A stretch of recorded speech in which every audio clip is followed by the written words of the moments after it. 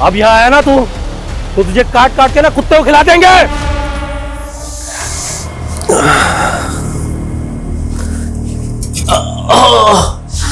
क्या हुआ? कुछ नहीं, पेट में दर्द हो रहा है। आप लेटिए, मैं बाम लेकर आती हूँ।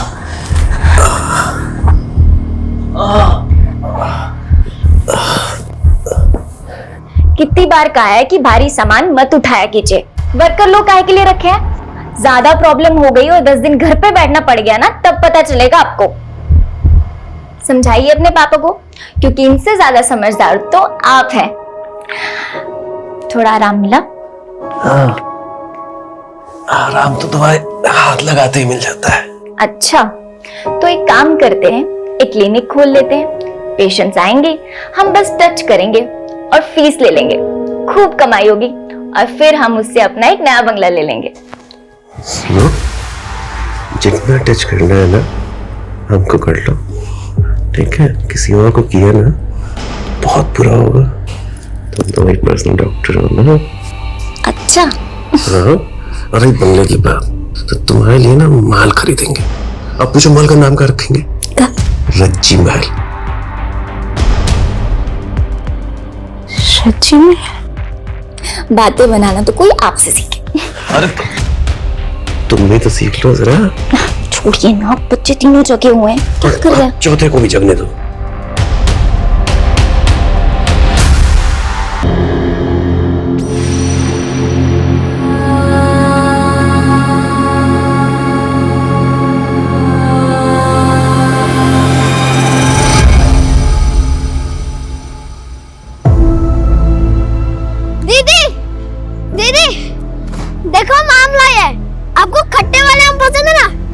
कहाँ से लाए हो?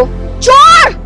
चोर! सुनिए, क्या कर रहे हो? पगला रहे हो क्या? अरे पगला तो इसके बच्चे हैं। रुकिए। अरे भैया, बच्चों का मैटर है, भीड़ गए होंगे। अरे बच्चों का मैटर? मेरे बेटे को 16 टांके आए हैं, हॉस्पिटल में है वो, पता है? अरे तो उसका खर्चा हम दे रहे हैं ना। अरे रखो अपना खर्चा। किसी कुत्ते को बांध के रखते ना पट्टे से, अपने बच्चों को बांध के रखे, नहीं तो बता रहे बहुत बुरा होगा। अरे हाँ चरण भैया, हम समझाएंगे ना, आप जाइए ना। और किसी चीज की कोई जरूरत हो तो बताइएगा। अरे नहीं चाहिए हमें कुछ। कहाँ है दोनों? I'm sorry दीदी। तुम तो तनु बेटा, क्या हो गया? एक समय ऐसा था कि तुमको गुस्सा ही नहीं आता था, बात बात में भड़क जाती है। क्या बात हो गया ऐसा? ताऊजी, वो हमने ही आम चुराया था और कृष भैया हमको मारने लगे। फिर दीदी को गुस्सा आया और बेटा क्या किया तुमने ये? हैं? तो क्या करते हम ताऊ जी? चुपचाप छोटू को मार खाने देते? अरे आम चुराता तो वापस छीन लेता। और ये ताऊ जी, हमारा दिमाग ऐसे ही खराब था। किस बात पे दिमाग खराब हो गया तुम्हारा? वो तुमको तंग किया तो बात हुआ? ताऊ जी वो छोटू, अरे देखी बर्बाद करके रख दिया। प्रभात, सुनो तुम। अरे बच्चा लोग पे गुस्सा मत करना। गुस्सा हमको आ रहा है भैया, लेकिन इन दोनों पे नहीं, आप पे आ रहा है। कहीं करनी तो इनका है, लेकिन करवाने वाले कौन है? आप और भाभी। क्या आप बोल रहे हो? पगला गए हो? बकवास करे जा रहे हो? नाम पगला गए ना, हम बकवास कर रहे हैं। समझ में आ रही बात? हम बोल रहे हैं सच। आप दोनों ने मिलकर हमारा जीना दुश्वार कर दिया है। छोटे भाई हैं हम आपके, दुश्मन नहीं है। चले जाएंगे, ज्यादा समय नहीं है। चलो रखो इसको, चलो तुम दोनों चलो। देखो प्रभात, नहीं सुनना, चलो। कोई तरीका है?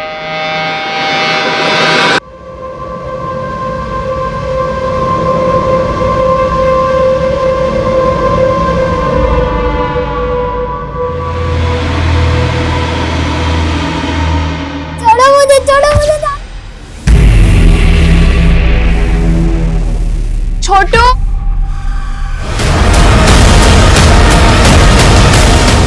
इस पे गुस्सा करने से कुछ नहीं होगा। जब तक हम बर्बाद नहीं हो जाते ना, ये सब बंद नहीं होने वाला। कहाँ मिला है तुमको? घर के बाहर। जब से ये सब मिलने लगा है ना कुछ गलत होता जा रहा है। अपनी तनु कितनी शांत स्वभाव की थी, कोई सोच भी नहीं सकता कि पत्थर मार के किसी का सर फोड़ देगी। अगर हम रंगे हाथ पकड़ लेते ना, तो वही हाल करते जो तनु ने कृष का किया।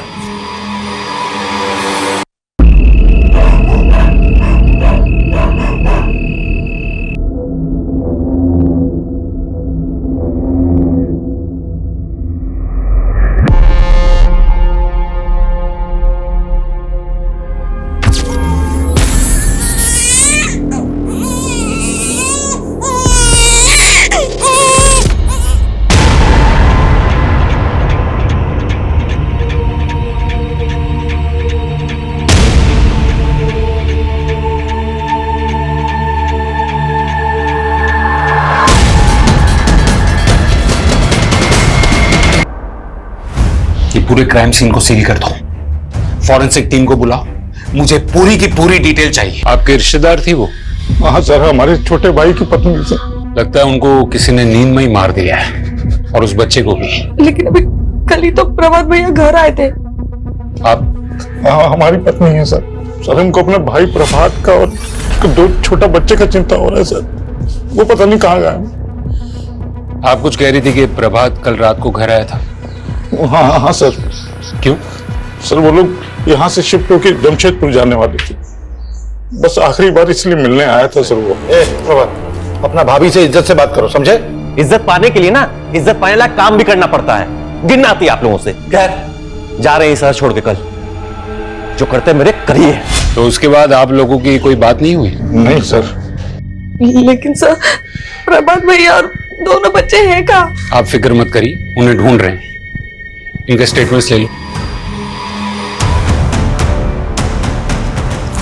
बेटा बेटा, आराम से आराम से। इसकी बहन कहाँ है? कविता। सर यहाँ देखिए। इसको संभालो।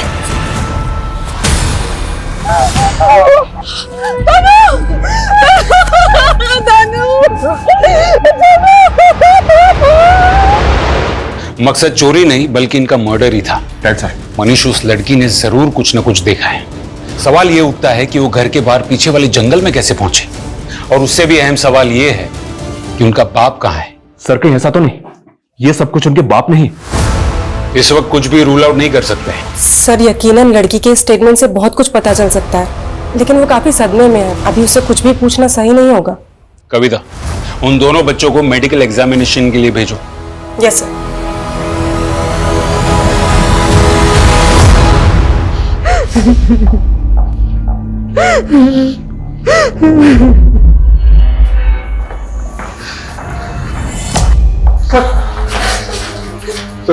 सर क्या बोले डॉक्टर?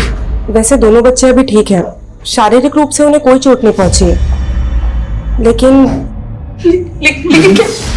तन्नू के दिमाग पर असर पड़ा है, शायद उसने कुछ देखा है, लेकिन क्या, ये वही बता सकती है। बेटा देखो, तुम्हें कोई कुछ नहीं करेगा, तुम बस बता दो कि तुमने क्या देखा। घर में कोई आया था? अच्छा, जब घर में कोई आया था तब पापा घर में थे? अगर तुम कुछ बोलोगी नहीं तो हम पापा को ढूंढेंगे कैसे? याद करो, कोशिश करो बेटा, जब कोई आया था तब तुम सो रही थी या जाग रही थी? तो क्या हुआ था?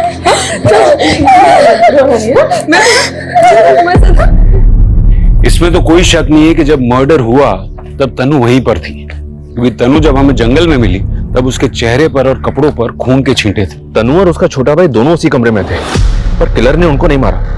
मेरा मतलब सर, 2 चश्मदीद गवाहों को जिंदा छोड़ दिया। या तो किलर उनको जानता होगा और उनसे इतना प्यार करता होगा कि वो उन्हें मारना नहीं चाहता होगा, यानी कि उनका बाप था, या फिर किलर ने उनको देखा ही नहीं होगा और तनु ने समझदारी दिखाई और वो अपने भाई को लेकर वहां से चुपचाप भाग गई। सर प्रभात और रज्जी का फोन मिला है घर पे। हमने दोनों फोन फॉरेंसिक और साइबर वालों को दे दिए। तनु के लिए काउंसलर का इंतजाम हो गया? यस सर, कल से सेशन स्टार्ट हो जाएगा। छोटू ले बेटा, दूध पी ले। नहीं छोड़ो, क्या दे रहे तुम मेरे भाई को? क्या हुआ तुमको? क्या हुआ? क्या हुआ बेटा? हाँ? धर्म? पता नहीं, मैं तो दूध लेके आया था छोटू के लिए जो आपने मुझे दिया था, इतने में तनु ने मेरे हाथ से छीन लिया। बेटा ये तुम्हारे मामा है ना? हाँ क्या हो? ताई जी, हमें छोटू को दूध पिलाना था। ठीक है, अरे छोटू दूध पी ले। मैंने क्या किया है? इसी का दिमाग खराब हो।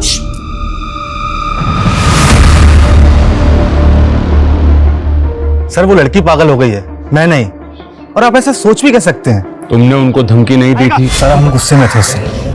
सर वो लड़की इतनी पागल हो गई थी कि एक बाप अपने बेटे का खून देखेगा ना तो गुस्सा तो आएगा ना। और उसी गुस्से में तुमने उसी तरह से उसकी माँ और उसके भाई का सर फोड़ दिया। सर आप फिर से वही बात कर रहे हैं। जब से मेरे बेटे का सर फटा है ना, सर मैं उसके पास ही हूँ, उसको छोड़ के कहीं नहीं गया हूँ। शहर छोड़ के कहीं मत जाना, और जब भी बुलाया जाए पुलिस स्टेशन आ जाना।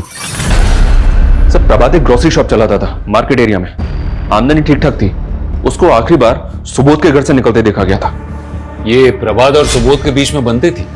कुछ टाइम पहले तक दोनों फैमिली साथ में रहती, फिर रज्जी ने एक बच्चे को जन्म दिया। फैमिली बढ़ गई तो प्रभात अपनी पत्नी के साथ किसी अलग जगह पे शिफ्ट हो गया। तो पैसों का या पुश्तैनी जायदाद का कोई बंटवारा? नहीं सर, किसी पुश्तैनी जायदाद का कोई बंटवारा नहीं। सुबोध राजकीय विद्यालय में टीचिंग करता है और प्रभात के दोनों बच्चे उसी स्कूल में पढ़ते हैं। और दोनों की पत्नियां? रज्जी हाउसवाइफ थी सर।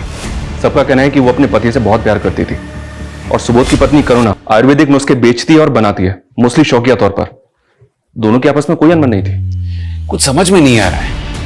सिर्फ चरण है जिसके पास ये मर्डर्स का मोटिव है, लेकिन उसका रिकॉर्ड भी एकदम क्लियर है, वो घर में ही था। जब तक ये प्रभात नहीं मिल जाता या फिर तनु कुछ बोलती नहीं, तब तक हम अंधेरे में रहेंगे। ये हो गई तुम्हारे लिए दवाई तैयार। लो लो, पियो पियो पियो पियो पियो पियो पियो, शाबाश। लो और पियो। ये इसे नहीं, तुझे पीना चाहिए। अरे अमन, तू कब आया? जब तू अपनी बेचारी का रोना रो रहा था। मैं कोई रोना नहीं रो रहा हूं, मैं अपनी जिंदगी में बहुत खुश हूं, अपनी खुशबू के साथ। देख रहा हूं मैं कितना खुश है तू। शादी करके घर बसाना चाहता था, सुंदर सुशील पत्नी चाहिए थी तुझे, और ससुराल वालों ने पकड़ा दिया ये डैमेज पीस। ए, तमीज में रहो, समझे? मेरे तमीज में रहने से क्या तेरी किस्मत बदल जाएगी? मुझे देख, नो रिस्पॉन्सिबिलिटी, नो बंदिश। सुबह से लेकर शाम तक ऐश करता हूं और रात को डबल ऐश करता हूं। देख अमन, जब तक तुझे बर्दाश्त कर रहा हूं, किसी दिन मेरा दिमाग घूम गया ना।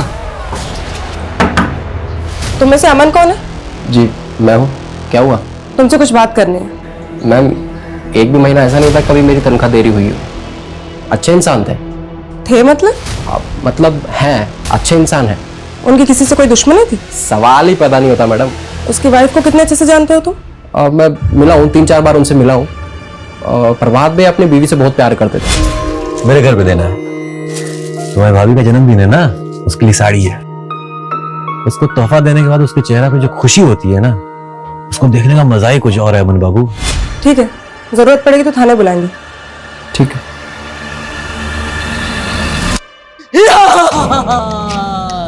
मैं ड्राइवर हूँ, मैं सबको खा जाऊंगा। मुझे सिर्फ छोटू की हंसी रोक सकती है, नहीं तो मैं अमर हूँ। और जैसे जैसे छोटू की हंसी बढ़ती जाएगी, वैसे वैसे मेरी शक्ति कम हो जाएगी।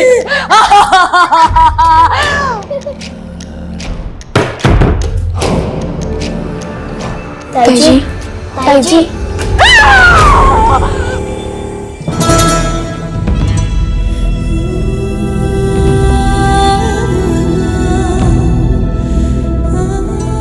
सुबोध जी, लगता है आपकी वाइफ इन बच्चों से बहुत प्यार करती है। हाँ सर, करुणा के अलावा इन बच्चा लोग को इतना जल्दी कोई भी ठीक नहीं कर सकता था। इसका जान बसता था बच्चों में। और प्रभात की? मेरा मतलब है प्रभात भी इन बच्चों से उतना ही प्यार करता था। सर, जितना आप करुणा का प्यार देख रहे हैं ना, उससे कहीं ज्यादा। प्रभात का पूरा जिंदगी बच्चा लोग और रज्जी के इर्द गिर्द घूमता है सर। अगर ऐसा है तो फिर ये प्रभात गायब कहाँ हो गया? हम जान रहे हैं सर आप क्या बोलना चाहते हैं, लेकिन हम पूरा विश्वास के साथ कह रहे हैं कि जो कुछ हुआ है ना, इसमें प्रभात का कोई हाथ हो ही नहीं सकता है सर। या तो प्रभात खुद ही कोई मुसीबत में फंस गया है, या वो रज्जी के पास। सर, रज्जी के फोन से कुछ मीडिया डिलीट किया गया था, उसे रिट्रीव किया जा रहा है। रज्जी और प्रभात के कॉल रिकॉर्ड्स भी आ गए हैं। इनको ना तो किसी अननोन नंबर से कॉल आया था, ना ही इन्होंने किसी को कॉल किया है। इनफैक्ट सिर्फ 2 कॉल्स प्रभात को दुकान से आए थे, बाकी सारी कॉल्स उनके आपस में ही है सर, इसका मतलब है जब मर्डर हुआ तब तन्नू 100% वहीं थी। और सर, पोस्टमार्टम रिपोर्ट में वही आया जैसा हमने सोचा था। सर, क्राइम सीन पे जो पत्थर मिला था, सर मर्डर उसी पत्थर से किया गया है। लेकिन सर, कोई फिंगरप्रिंट या फिर डीएनए रिट्रीव नहीं हो पाया।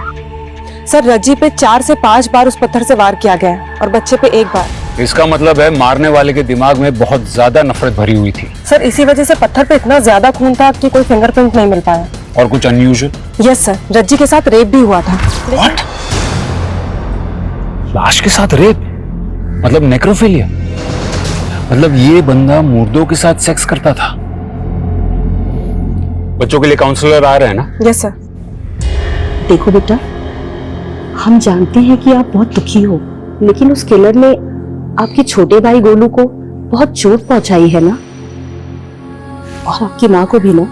बेटा, उस आदमी ने जब आपके छोटे भाई को और आपकी माँ को मारा तब आप वहीं थी ना? क्या हुआ था वहां?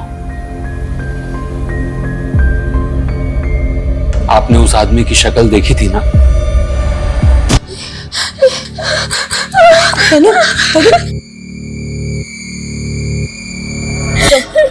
प्लीज, अभी तनु बहुत डरी हुई है, हम बाद में पूछताछ करेंगे।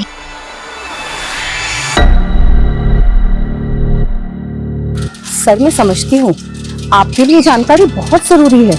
मैडम, सिर्फ जानकारी जरूरी नहीं, जानकारी का जल्द मिलना भी जरूरी है। कहीं ऐसा ना हो जाए कि जब तक हमें किलर का पता चले तब तक वो अंडरग्राउंड हो गया।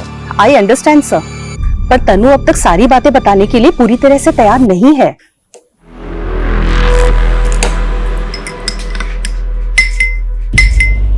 ताई जी, आप ये दूध में क्या मिला रही हैं?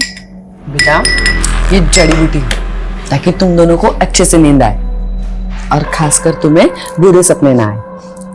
ताई जी, हमको बहुत डर लगता है। इसीलिए तो दवाई दे रही हूँ, सारा डर खत्म हो जाएगा। अब चलो चलो बेटो, यहाँ पे चलो। गुड गर्ल, ये लो, और पूरा खत्म करना है, ठीक है ना? पियो पियो पियो। Good boy.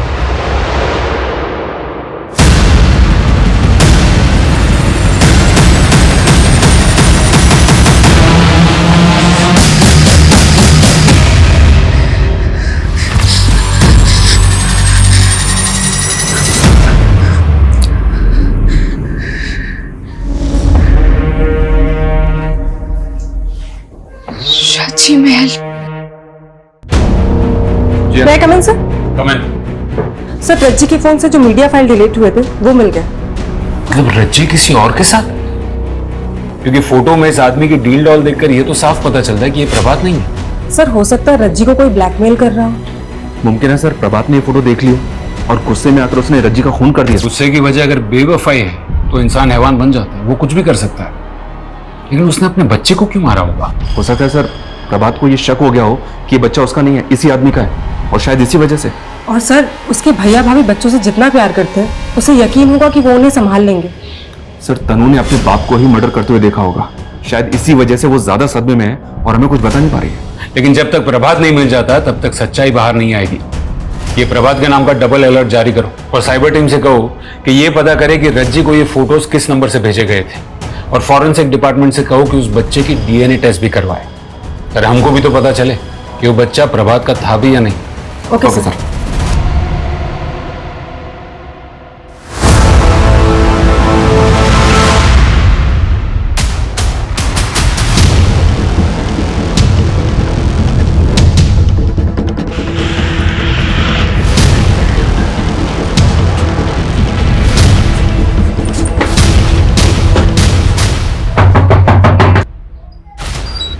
अमन कहाँ है? समीर कौन है? चल अरे अरे सर, मैंने क्या किया सर? अभी थोड़ी देर में तो खुद बताएगा कि तूने क्या किया है। सर, पर हुआ क्या है? सर सर सर तूने रज्जी को फोटो भेजे थे ना? सर, मैंने नहीं भेजे, हो सकता है मेरे फोन से किसी और ने भेज दिया। तूने रज्जी को फोटो भेजे थे कि नहीं? सर, मैंने भेजे थे, मैंने भेजे थे। वो प्रभात भैया ने एक बार मुझे अपने घर भेजा था किसी काम के लिए। भाभी जी,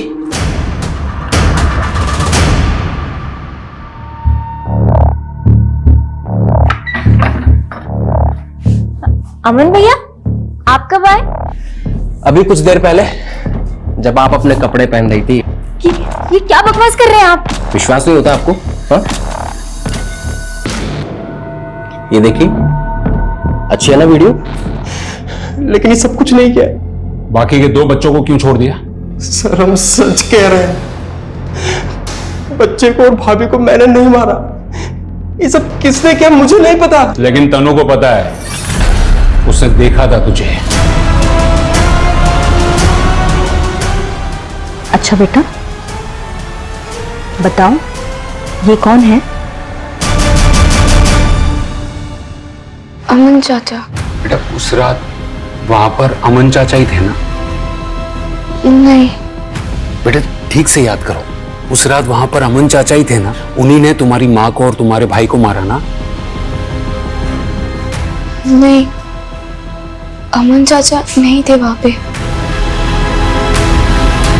सर अमन का कहना है कि प्रभात को उसके और रज्जी के बारे में कुछ पता नहीं था। जाहिर है, क्योंकि अगर प्रभात को पता चला होता और उसी वजह से उसने रज्जी को मारा होता तो वो अमन को भी नहीं छोड़ता।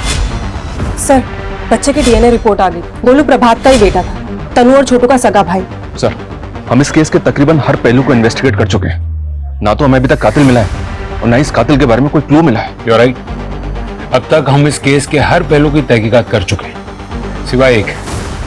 शुरू से हम सुनते आ रहे हैं कि प्रभात और रज्जी जमशेदपुर शिफ्ट हो रहे हैं। कहीं ऐसा तो नहीं है कि इस वारदात की जड़ें वहीं से उगी हों?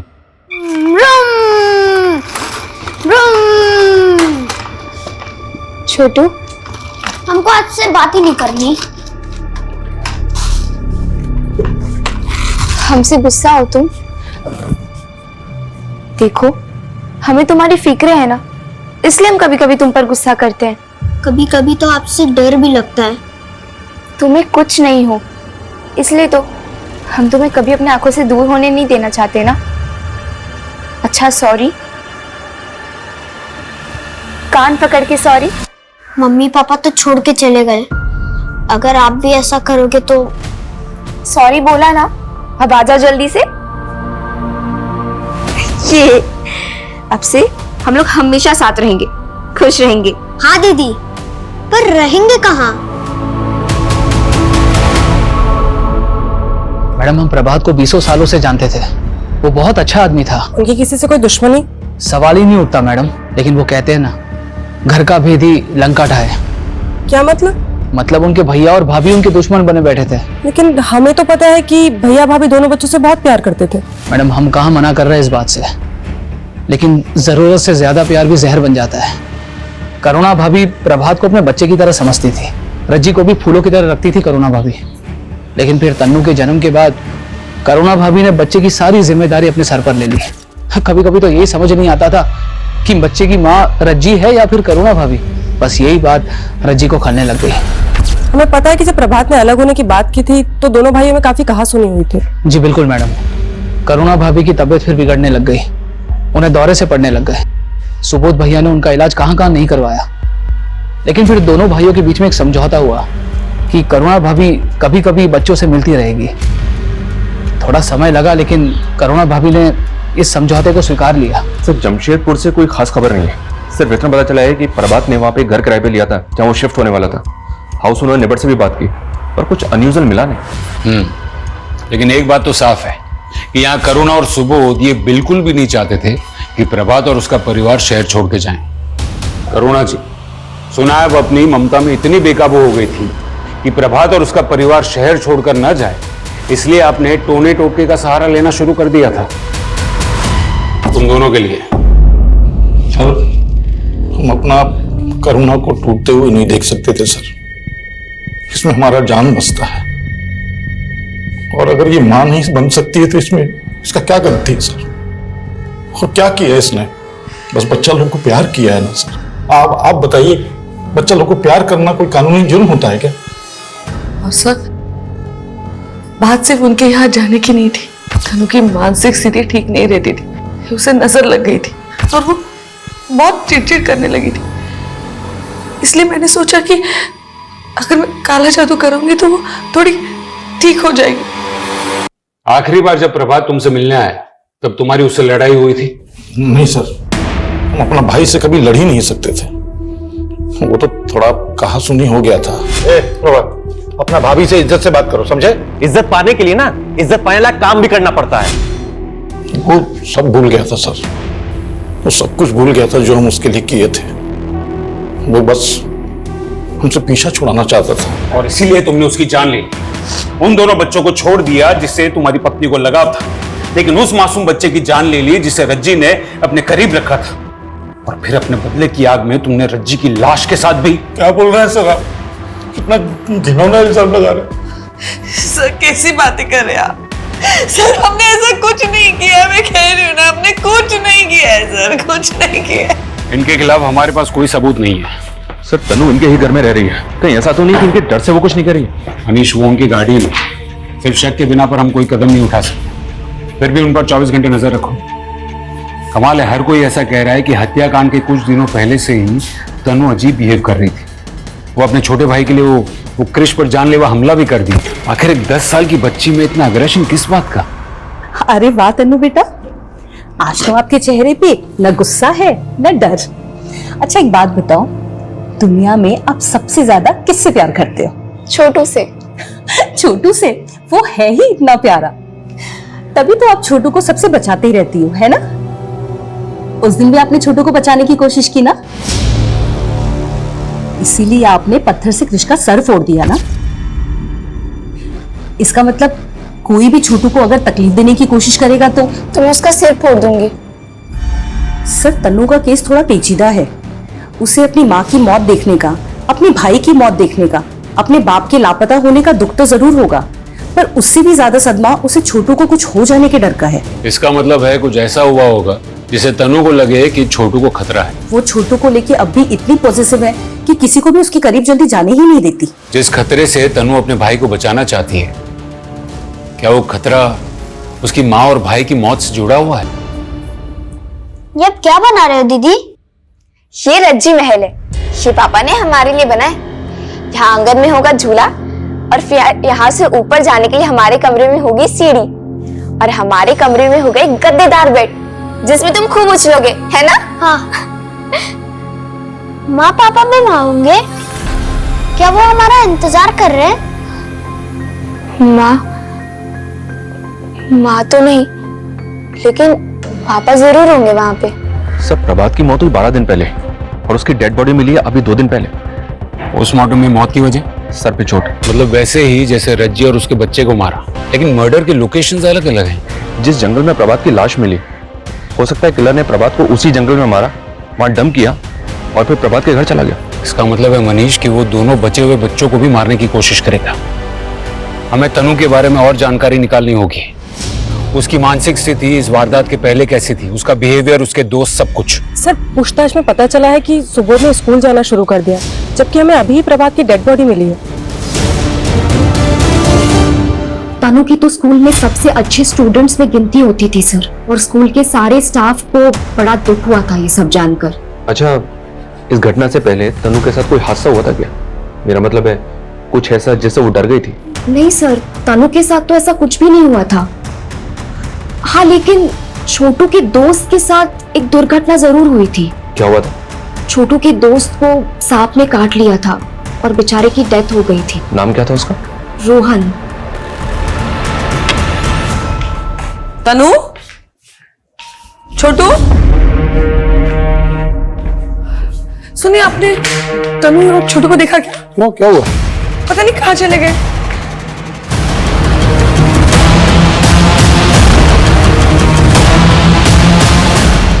स्कूल स्टाफ का कहना है सर कि छोटू के फ्रेंड रोहन की मौत सांप के काटने से हुई थी, जबकि रोहन के नेबर्स का तो कुछ और ही कहना है। क्या मतलब? उनका कहना है कि रोहन ने पॉइजन खा के आत्महत्या कर ली थी। क्या? क्या सर? लेकिन एक 8 साल का बच्चा सुसाइड क्यों करेगा? तो ऐसा तो नहीं कि तनु ने रोहन के साथ गलत होते हुए देख लिया और इसीलिए वो छोटू को अपने पास ही रख रही थी? हाँ बोलिए। सर, हमारे बच्चे कहीं नहीं मिल रहे सर, हमने हर जगह ढूंढ लिए, कहीं नहीं मिल रहे सर, आप प्लीज हमारे बच्चों को ढूंढ लीजिए।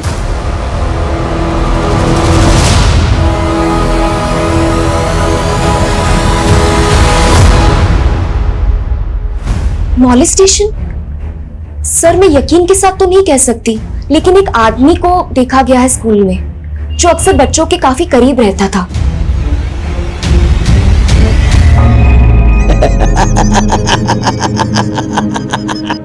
बस दीदी, अब नहीं पीना। बेटा थोड़ा और पी लो। नहीं आंटी। बेटा ऐसे किसी को बिना बताए कहीं चले जाना ये गलत है ना? कहाँ जा रहे थे? रज्जी महल जा रहे थे हम लोग। रज्जी महल? ये कहाँ है? अंकल, पापा ने जमशेदपुर में हमारे लिए घर बनाया, उसका नाम उन्होंने रज्जी महल रखा है। हम वहीं जा रहे थे। ताकि मेरे छोटू को कुछ ना हो।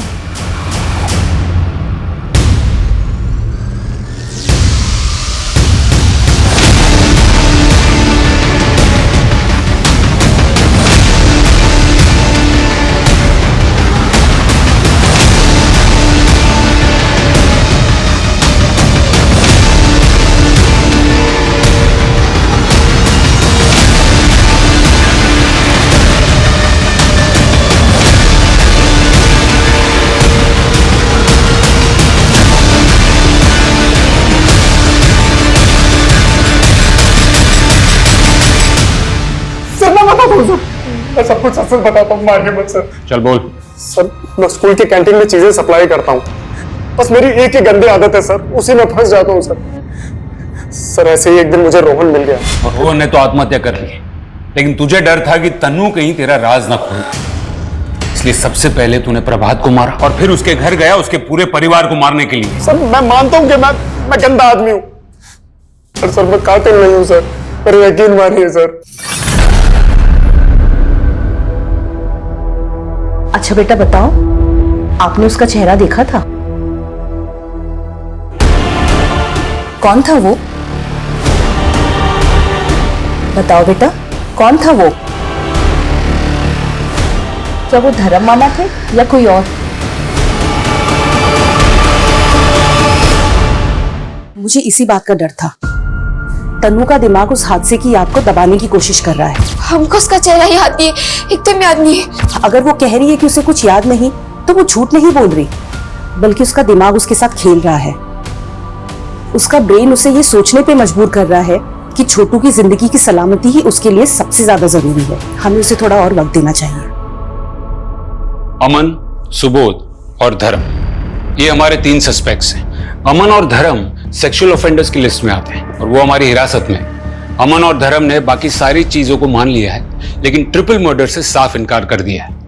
फॉरेंसिक भी धर्म के फेवर में है। किसी ने भी उसे प्रभात के घर आते जाते देखा नहीं है, यहां तक कि उसकी फोन की लोकेशन भी वहां की नहीं है।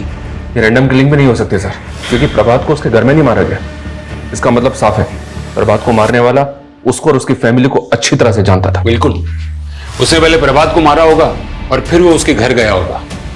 रात का वक्त था, इसलिए जाहिर है सब लोग सो रहे होंगे और इसलिए वो दीवार फांदकर कुंडी तोड़कर घर में घुसा होगा। उसे कहीं विश्वास था कि तनु और छोटू कुछ नहीं बता पाई, इसलिए रज्जी और छोटे बच्चे को मारने के बाद वो उन दोनों के पीछे भागा नहीं, न ही उन्हें ढूंढने की कोशिश की, बल्कि मरी हुई रज्जी का रेप करने लगा। ये ट्रिपल मर्डर को अंजाम देने वाला घर में सिर्फ और सिर्फ अपने दिमाग के फितूर को शांत करने आया था। अपने नेटवर्क को और भी ज्यादा एक्टिवेट करो, खबरियों की मदद लो और ये जानने की कोशिश करो कि उनकी फैमिली में दूर दूर तक ऐसा कोई रिश्तेदार है जिसकी सेक्सुअल दरिंदगी की हिस्ट्री हो। Okay sir. Okay sir.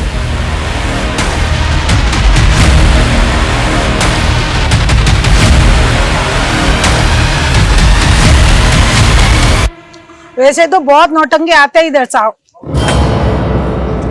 पर एक बेवड़ी ने ना हमारी नाक में दम कर रखा था। हमने तो अपनी लड़कियों को समझा दिया साहब कि अगर ज्यादा परेशान करे ना तो ऐसी एक्टिंग करना कि जैसे मर गई, पर साला तब भी नहीं मानता था। अरे डेड बॉडी से भी करने को तैयार हो जाता था।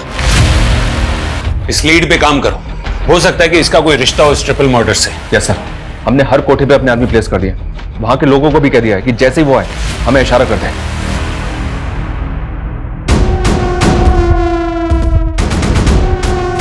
अमीर शेख, अमन का बड़ा भाई। नहीं सर, नहीं सर, नहीं सर। चल बोल। अमन ने मुझे रज्जी के साथ वाला वीडियो दिखाया था। रज्जी बहुत सुंदर थी, मैं उसे हर हाल में पाना चाहता था, भले ही एक रात के लिए सही। लेकिन वो लोग शहर छोड़ के जाने वाले थे, तो मैंने भी उम्मीद छोड़ दी थी।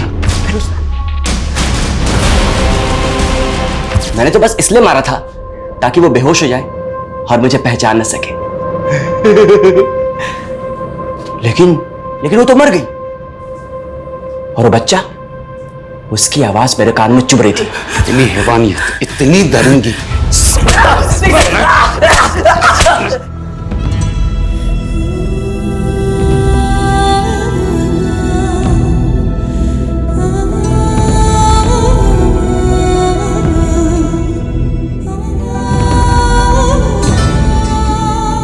एक छोटी सी नन्ही सी फैमिली इतनी यातनाओं से गुजर रही थी और किसी को पता नहीं था। एक तरफ अमन रज्जी को ब्लैकमेल करके सेक्सुअली एक्सप्लॉइट कर रहा था, तो दूसरी तरफ तन्नू ने जब पता किया कि उसके छोटे भाई के दोस्त के साथ दुर्व्यवहार हो रहा था, तो वो अपने भाई को बचाने की कोशिश में लग गई। दोनों ने सेम गलती की, बात को छिपा कर रखी। अगर रज्जी ने आवाज उठाई होती या तन्नू ने भी आवाज उठाई होती ना, तो या तो यह हादसा होता ही नहीं या फिर कातिल बहुत पहले पकड़ा जा चुका होता। और रही बात समीर की, तो न सिर्फ अपनी सेक्स की ताकत बढ़ाने की दवाइयों का डबल डोज ले रहा था, बल्कि अपनी पत्नी को गलत दवाइयां देकर एक जिंदा लाश बनाकर रख रहा था, ताकि वो अपने सेक्सुअल इरादों को उसके साथ जी सके। हर बीमारी का इलाज होता है, अगर सही समय पर पहचान ली जाए तो। अगर हम अपने प्रॉब्लम्स को छिपाने के बजाय उसे शेयर करें, सही लोगों तक पहुंचने की कोशिश करें, तो बड़े से बड़ा हादसा होने से टल सकता है।